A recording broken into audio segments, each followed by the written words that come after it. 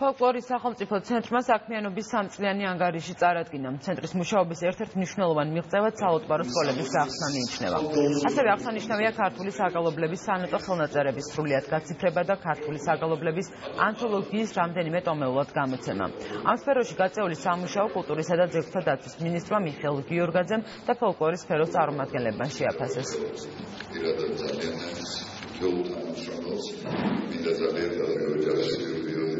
Ყველაზე დიდ მიღწევად ჩავთვლით იმას, რომ გავხსენეთ 17 საალუტბარო სკოლა. 17 საალუტბარო სკოლაში 1000-მდე ბავშვი უფასოდ სწავლობს ქართულ ტრადიციულ სიმღერაგალობას და ეუფლება ტრადიციულ ხელოვნებას. ეს არის მთავარი.